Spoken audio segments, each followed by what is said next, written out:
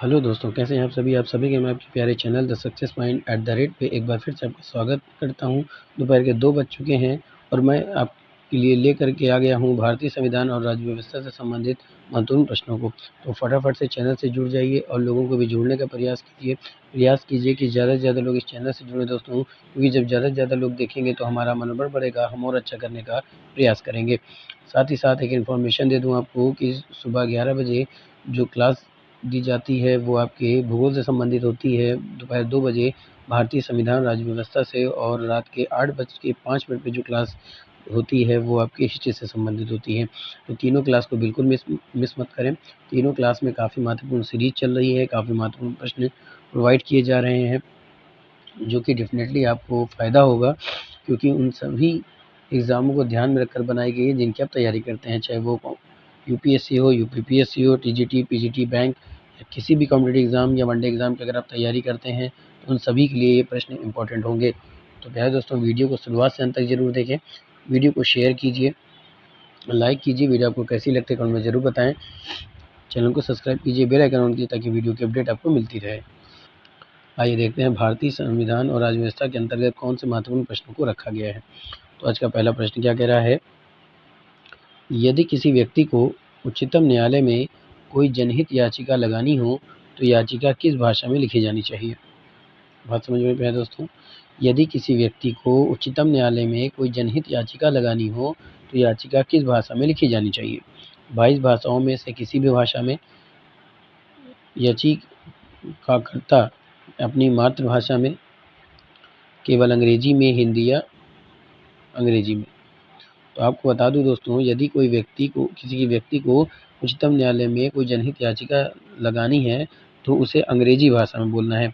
ऐसा एक्ट किसमें कहा गया है? ऐसा एक्ट 348 के 1 के ए में बात कही गई है दोस्तों, ठीक है, कि केवल अंग्रेजी भाषा में ही वो याचिका लगा सकते। बात समझ में आई दोस्तों? यहाँ पे सी विकल्प आपका क्या हो जाएगा? सही हो जाएगा, और ये हो जाएगा इम्पोर्टेंट। अगला प्रश्न क्या है? निम्न में से कौन सुमेलित है? एक तरफ राज्य दिया हुआ है, दूसरी तरफ राजभाषा। आइए देखते हैं। आंध्र प्रदेश, तेलुगु बिल्कुल सही है। केरल की बात करें तमिल, तो ये गलत है दोस्तों, केरल में मलयालम बोली जाती है, तो ये गलत हो जाएगा। गोवा की बात करें अंग्रेजी है, तो ये भी गलत हो जाएगा ये। जम्मू कश्मीर, तो जम्मू कश्मीर में कश्मीरी नहीं बोली जाती दोस्तों, तो ये भी गलत हो जाएगा। तो कौन सा सही है? केवल पहला सही है ना? आइए देखते हैं। तो आपने क्या देखा दोस्तों, यदि किसी व्यक्ति को उच्चतम न्यायालय में कोई जनहित याचिका लगानी किस भाषा में चाहिए? केवल अंग्रेजी भाषा में याचिका लगा सकता है। C is the right answer for this question, और ये क्या हो जाएगा? इंपॉर्टेंट होगा। अगला प्रश्न क्या है? निम्न में से कौन सुमेलित नहीं है? कौन सुमेलित है पूछा, माफ़ कीजिएगा, कौन सुमेलित है? तो केवल आंध्र प्रदेश सुमेलित है, बाकी सब गलत है। तो उत्तर आपका ए विकल्प सही हो जाएगा। तो A is the right answer for this question दोस्तों। बात समझ आई? आगे चलते हैं। अगला प्रश्न क्या पूछ रहा है दोस्तों कि अरुणाचल प्रदेश में कौन सी मुख्य क्षेत्रीय भाषा है? असमिया, बोडो, अंग्रेजी, डोगरी। अरुणाचल प्रदेश में कौन सी मुख्य क्षेत्रीय भाषा है? असमिया, बोडो, अंग्रेजी, डोगरी। तो अरुणाचल प्रदेश में अनेक जनजाति भाषाएं हैं, जैसे निशी, आपातानी, ये सब बोली जाती है, लेकिन अंग्रेजी को वहाँ राजभाषा की आधिकारिक भाषा घोषित किया गया है और प्रशासन व शिक्षा में इसका प्रयोग होता है। तो अरुणाचल प्रदेश में कौन सी मुख्य क्षेत्रीय भाषा है? अंग्रेजी। तो आपको सी विकल्प क्या हो जाएगा दोस्तों? सही हो जाएगा। C is the right answer for this question. और प्रश्न क्या होगा? इम्पोर्टेंट होगा। अगला प्रश्न क्या है? डोगरी भाषा भारत के किस राज्य क्षेत्र में बोली जाती है? जम्मू कश्मीर प्रांत में, पुडुचेरी में, अंडमान और निकोबार द्वीप समूह या फिर नागालैंड में। डोगरी भाषा भारत के किस राज्य क्षेत्र में बोली जाती है? जम्मू और कश्मीर प्रांत, पुडुचेरी, अंडमान और निकोबार द्वीप समूह या फिर नागालैंड।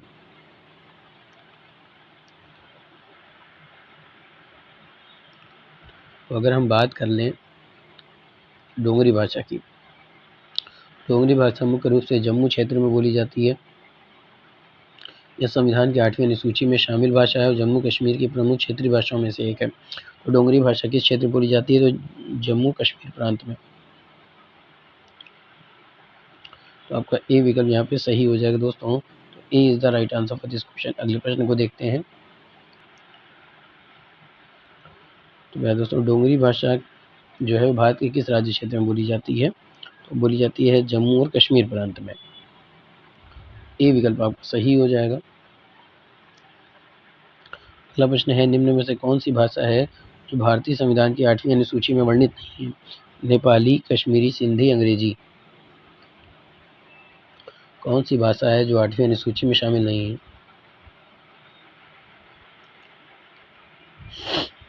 भारतीय संविधान की 8वीं अनुसूची में वर्तमान में 22 भाषाएं हैं। इसमें नेपाली है, कश्मीरी है, सिंधी सभी सम्मिलित है और अंग्रेजी सम्मिलित नहीं है। कौन सी सम्मिलित नहीं है दोस्तों? ये अंग्रेजी सम्मिलित नहीं है। डी विकल्प सही हो जाएगा। तो D is the right answer for this question. अगले प्रश्न को देखते हैं। तो अगला प्रश्न क्या है दोस्तों? अगला प्रश्न है, आइए देखते हैं अगला प्रश्न क्या पूछ रहा है। अगला प्रश्न है दोस्तों, निम्नलिखित में से कौन प्रसिद्ध पुस्तक है poverty and British rule in India के लेखक हैं? कुल मिलाकर के आपसे ये पूछ रहा है कि poverty and British rule in India के लेखक कौन है। आपके विकल्प क्या हैं? फिरोज शाह मेहता, दादा भाई नौरोजी, विलियम वेडरबर्न और A.O.. Hume. Poverty and British rule in India ये किसकी पुस्तक है? तो ये दादा भाई नौरोजी की पुस्तक है दोस्तों। किसकी पुस्तक है? तो ये दादा भाई नौरोजी की पुस्तक है। बी विकल्प आपका सही हो जाएगा। B is the right answer for this question. अगला प्रश्न क्या है, जम्मू और कश्मीर के भारत में विलय की घोषणा कब की गई थी? जम्मू और कश्मीर के भारत में विलय की घोषणा कब की गई थी? अक्टूबर 1947 में, दिसंबर 1952 में, जनवरी 1971 में।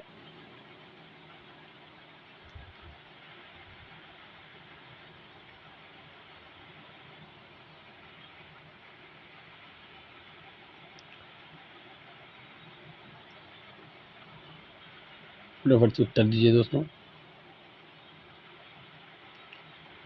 जम्मू और कश्मीर के भारत में विलय की घोषणा कब की गई थी? अक्टूबर 1947 में, दिसंबर 1952, जनवरी 1971 में। तो ये की गई थी अक्टूबर 1947 में। कब की गई थी? अक्टूबर 1947 में, यानी कि 26 अक्टूबर 1947 को। यानी कि ए विकल्प सही हो जाएगा। तो A is the right answer for this question. और ये क्या हो जाएगा? इंपॉर्टेंट हो जाएगा। चलते हैं अगले प्रश्न की तरफ दोस्तों। जम्मू और कश्मीर के महाराजा हरि सिंह ने 26 अक्टूबर 1947 को भारत के साथ विलय पत्र पर हस्ताक्षर किए थे। इसके बाद भारत सरकार ने राज्य में सैनिक भेजे और जम्मू कश्मीर आधिकारिक रूप से भारत का भाग बन गया था। अगला प्रश्न क्या है दोस्तों कि निम्नलिखित में से किसने 1916 में होम रूल आंदोलन शुरू किया था? Frank Besant, Helena Blavatsky, Charles Lolton, Annie Besant.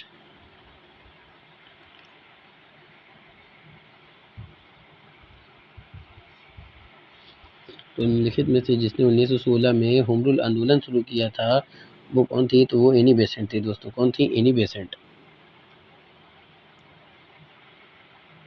तो डी विकल्प सही हो जाएगा। और D is the right answer for this question. अगले प्रश्न को देखते हैं।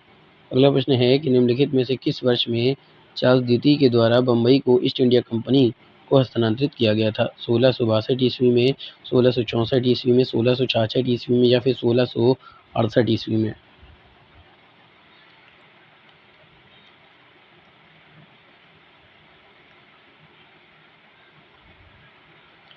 तो बम्बई 1661 में पुर्तगाल से इंग्लैंड के राजा चार्ल्स द्वितीय को कैथरीन ऑफ ब्रंगाजा से विवाह के उपहार रूप में मिला था। बाद में 1668 ईस्वी में चार्ल्स द्वितीय ने बम्बई को ईस्ट इंडिया कंपनी को सौंप दिया था। तो उत्तर क्या हो जाएगा? 1668। तो डी विकल्प सही हो जाएगा। तो D is the right answer for this question. और प्रश्न क्या हो जाएगा? इंपॉर्टेंट हो जाएगा प्राय दोस्तों। ठीक है, बहुत ही शानदार प्रश्न था कि 1661 में पुर्तगाल से इंग्लैंड को मिला। उसके बाद इंग्लैंड ने बाद में 1668 ईस्वी में जो चार्ल्स द्वितीय थे उन्होंने क्या किया था कि बम्बई को ईस्ट इंडिया कंपनी को सौंप दिया था। ठीक है दोस्तों, बात समझ में आ रही? चलिए आगे चलते हैं।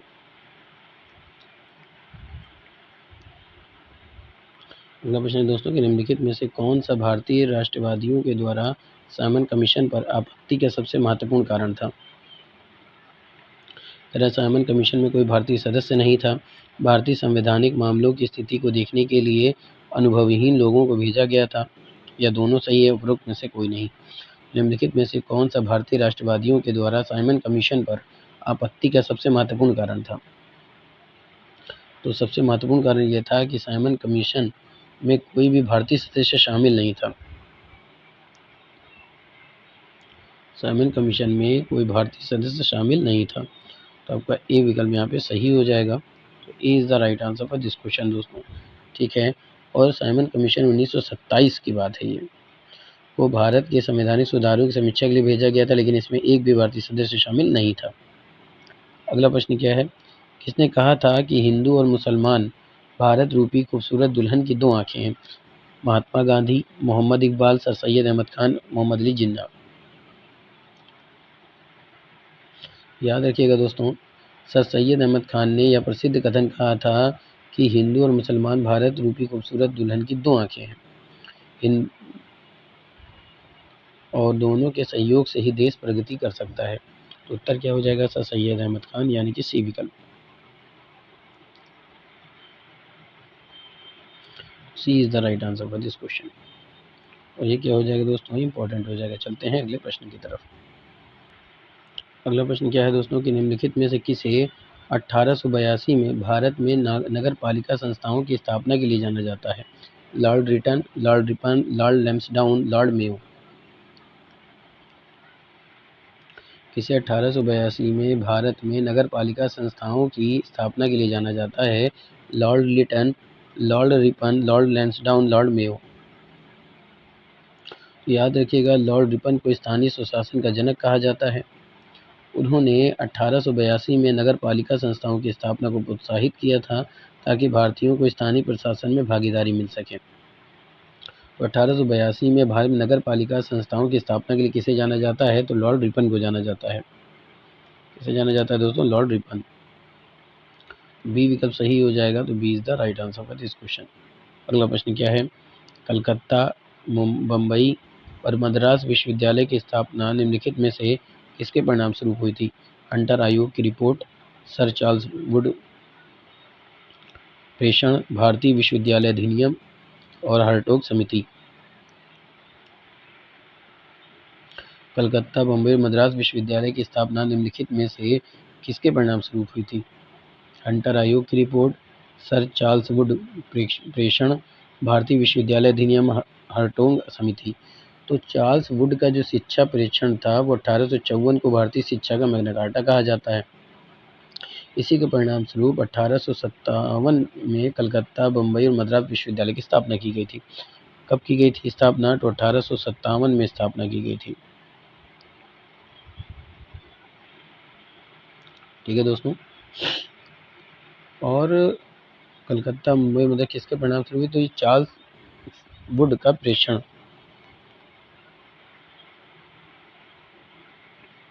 तो आपका बी विकल्प सही हो जाएगा, तो B is the right answer for this question. और ये क्या हो जाएगा दोस्तों? इंपॉर्टेंट हो जाएगा। अगले प्रश्न को देखते हैं जो कि बहुत ही महत्वपूर्ण है। अगला प्रश्न 1927 में मद्रास में अखिल महिला सम्मेलन का शुभारंभ किसने किया था? विकल्प क्या है? जेम्स कजिन्स, मार्गरेट कजिन्स, पहला दूसरा दोनों, या उपरोक्त में से कोई नहीं। 1927 में मद्रास में अखिल महिला सम्मेलन का शुभारंभ किसने किया था? तो मार्गरेट कजिन्स, जो एक आयरिश शिक्षाविद और नारी अधिकार कार्यकर्ता थी, ने 1927 में मद्रास में अखिल भारतीय महिला सम्मेलन की स्थापना करी। इसका उद्देश्य क्या था? कि महिलाओं की शिक्षा और सामाजिक सुधारों को बढ़ावा दिया जाए। तो 1927 में मद्रास में अखिल महिला सम्मेलन का शुभारंभ किसने किया था? तो जेम्स कमिंस ने किया था। मार्गरेट कजिन्स ने किया था। मार्गरेट कजिन्स ने किया था दोस्तों। तो आपका बी विकल्प क्या हो जाएगा? सही हो जाएगा। B is the right answer for this question. अगले प्रश्न की तरफ मूव करते हैं। अगला प्रश्न है, ब्रिटिश काल में भारत रक्षा लीग के गठन का उद्देश्य क्या था? ब्रिटिश सेना के भारतीय सैनिकों के हितों की आवाज़ उठाना, भारत को ब्रिटिश साम्राज्य के भीतर रखने के लिए प्रयास करना, ब्रिटिश सेना के भारतीय सैनिकों के वेतन मान बढ़ाने के लिए प्रयास करना, या फिर भारतीयों को सेना में भर्ती होने के लिए प्रेरित करना। तो ब्रिटिश काल में भारत रक्षा लीग के गठन का उद्देश्य क्या था? ब्रिटिश सेना के भारतीय सैनिकों के हितों की आवाज़ उठाना, ये गलत है दोस्तों।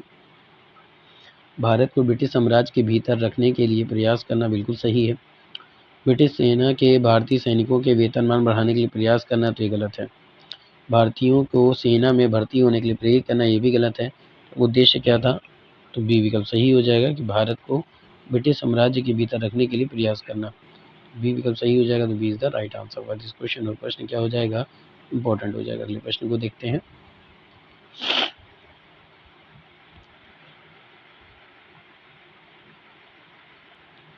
अगला प्रश्न है दोस्तों कि निम्नलिखित में से कौन भारत में वायसराय की कार्यकारी परिषद का पहला वित्त सदस्य था?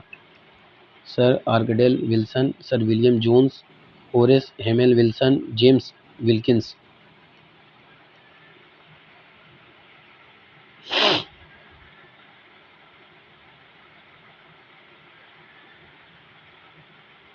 निम्नलिखित में कौन भारत में वायसराय की कार्यकारी परिषद का पहला सदस्य था?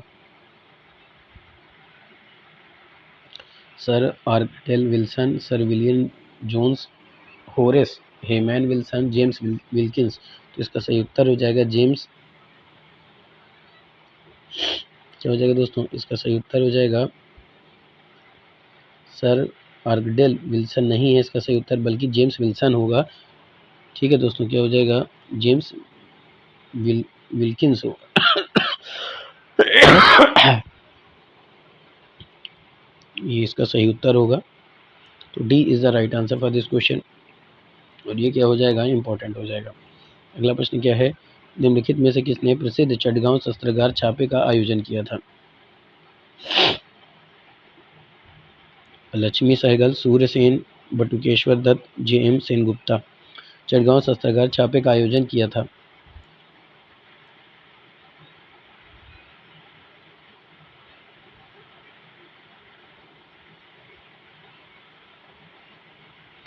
तो याद रखिएगा दोस्तों कि चटगांव शस्त्रागार छापे का आयोजन किसने किया था? तो ये किया था सूर्यसेन ने। किया था सूर्यसेन ने। बी विकल्प आपका सही हो जाएगा और ये इंपॉर्टेंट हो जाएगा। और ये जो शस्त्रागार छापा आयोजित किया गया कब हुआ था? तो 1930 में। तो यहाँ से आपने क्या देखा दोस्तों कि निम्नलिखित में से किसने प्रसिद्ध चटगांव शस्त्रागार छापे का आयोजन किया? तो वो थे सूर्यसेन। तो यानी कि बी विकल्प सही हो जाएगा। तो B is the right answer for this question. कब किया था? तो 1930 में। तो क्या है? गोपाल दास तेजपाल संस्कृत पाठशाला कहाँ स्थित है? भारतीय राष्ट्रीय कांग्रेस का पहला अधिवेशन आयोजित हुआ था यहाँ। मैक्स मूलर संस्कृत पढ़ने आए थे। ए.ओ. ह्यूम रहते थे। गांधी जी ने अपना पहला आश्रम बनाया था। तो गोपाल दास तेजपाल संस्कृत पाठशाला कहाँ स्थित है?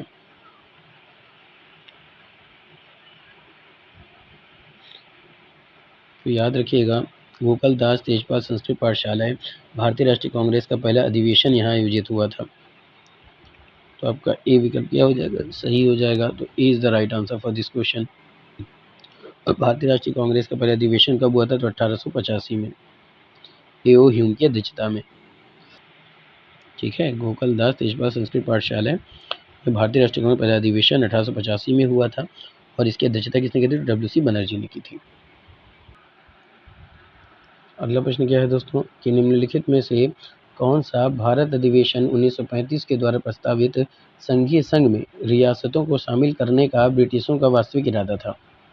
विकल्प क्या कह रहा है कि रियासतों पर अधिक और प्रत्यक्ष राजनीतिक और प्रशासनिक नियंत्रण का प्रयोग करना, उपनिवेश के प्रशासन में राजकुमारों को सक्रिय रूप से शामिल करना, अंततः सभी रियासतों पर अंग्रेजों द्वारा पूर्ण राजनीतिक और प्रशासनिक नियंत्रण स्थापित करना, राष्ट्रवादी नेताओं के साम्राज्यवाद विरोधी सिद्धांतों को संतुलित करने के लिए राजकुमारों का उपयोग करना। तो आपको बता दूं, इसमें से प्यारे दोस्तों ये आपके डी ऑप्शन को छोड़कर सभी गलत हैं। तो सही क्या है? डी विकल्प कि राष्ट्रवादी नेताओं के साम्राज्यवाद विरोधी सिद्धांतों को संतुलित करने के लिए राजकुमारों को उपयोग करना। तो आपका डी विकल्प यहाँ पे सही माना जाएगा। D is the right answer for this question. और ये क्या हो जाएगा? इंपॉर्टेंट हो जाएगा। अगला प्रश्न क्या कह रहा है कि भारत में एंग्लो फ्रांसीसी युद्ध में भाग लेने से पहले रॉबर्ट क्लाइव का पेशा क्या था? एक क्लर्क, एक डॉक्टर, एक सेनाधिकारी, एक बढ़ई। तो याद रखिएगा, भारत में एंग्लो फ्रांसीसी युद्ध में भाग लेने से पहले जो रॉबर्ट क्लाइव थे वो क्या थे? एक क्लर्क थे। क्या थे दोस्तों? एक क्लर्क थे। A is the right answer for this question. ठीक है, और ये क्या हो जाएगा? इंपॉर्टेंट हो जाएगा। अगले प्रश्न को देखते हैं। अगला प्रश्न क्या है कि भारत के निम्नलिखित शासकों में से किसने सहायक संधि के तहत लगभग आधा क्षेत्र ब्रिटिशों को सौंप दिया था? अवध के नवाबों ने, हैदराबाद के निजाम ने, बंगाल के नवाब ने, बाजीराव द्वितीय ने। तो भारत के निम्नलिखित शासकों में से किसने सहायक संधि के तहत अपना लगभग आधा क्षेत्र ब्रिटिशों को सौंप दिया था? तो इसका सही उत्तर क्या होगा दोस्तों? तो इसका सही उत्तर होगा दोस्तों हैदराबाद के निजाम, यानी कि बी विकल्प आपका सही हो जाएगा।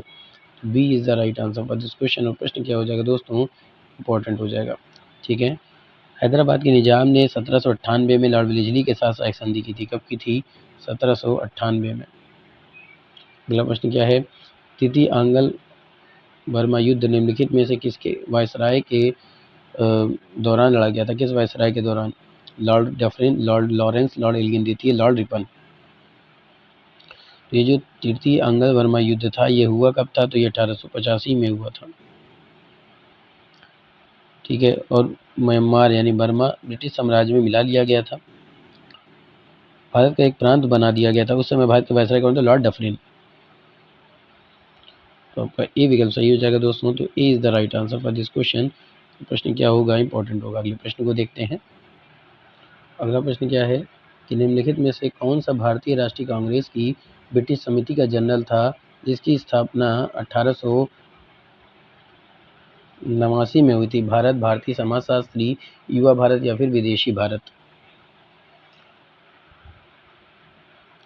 तो याद रखिएगा, निम्नलिखित में से भारतीय राष्ट्रीय कांग्रेस की ब्रिटिश समिति का जनरल था जिसकी स्थापना 1889 में हुई थी, वो था फॉरेन इंडिया यानी विदेशी भारत। तो इसका सही उत्तर क्या हो जाएगा?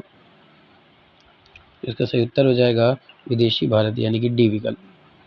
D is the right answer for this question. और ये क्या हो जाएगा भाई दोस्तों? इंपॉर्टेंट हो जाएगा। चलते हैं अगले प्रश्न की तरफ। अगला प्रश्न क्या कह रहा है कि लॉर्ड क्रोमर के राजस्व विभाजन और उनके संबंधित लाभार्थियों में से कौन सा मिलान सही है? इंपीरियल केंद्र सरकार, प्रांतीय प्रांत विभाजित इंपीरियल और प्रांतीय सरकार के बीच समान वितरण। तो नीचे दिए गए कोड से सही उत्तर का चयन करना है। केवल एक, पहला दूसरा, दूसरा तीसरा, पहला दूसरा तीसरा। तो लॉर्ड क्रोमर के राजस्व विभाजन और उससे संबंधित लाभार्थियों से संबंधित तथ्य है वो क्या है? इंपीरियल केंद्र सरकार को मिलाने वाला हिस्सा था, प्रांतीय प्रांत विभाजित इंपीरियल प्रांतीय सरकार के बीच का समान वितरण। तीनों सही है, तो डी विकल्प यहाँ पे सही हो जाएगा दोस्तों। कौन सा सही हो जाएगा? डी विकल्प सही हो जाएगा।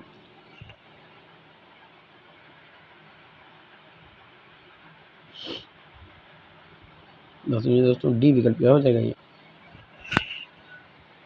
सही हो जाएगा। ठीक है दोस्तों, तो हमने क्या देखा कि लॉर्ड क्रोमर के राजस्व विभाजन और उनके संबंधित लाभार्थियों में से कौन सा मिलान सही है? तो तीनों सही है, तो तीनों डी विकल्प पे दे रहा है। तो D is the right answer for this question. ये क्या हो जाएगा भाई दोस्तों? ये इंपॉर्टेंट हो जाएगा। बात समझ में आ रही है? ये था आज का महत्वपूर्ण सेशन। हमारी और आपकी मुलाकात फिर से होगी इसी चैनल पर महत्वपूर्ण प्रश्नों के साथ। एक इन्फॉर्मेशन आपको दे दूं कि सुबह 11 बजे भूगोल से संबंधित अध्ययन चलता है, दोपहर 2 बजे भारतीय संविधान और राज्य व्यवस्था से, और रात के 8:05 पर जो क्लास दी जाती है वो हिस्ट्री से होती है। तो तीनों क्लास बिल्कुल मिस मत करें, बहुत ज़रूरी है तीनों क्लास दोस्तों, अगर आपको सिलेक्शन पाना है। बूंद बूंद से जिस तरह से सागर बढ़ता है, ठीक उसी तरह से छोटे छोटे कदम से आप अपनी सफलता को ज़रूर प्राप्त करेंगे। तो हमारी और आपकी मुलाकात फिर होगी। Thank you, wish you all the best.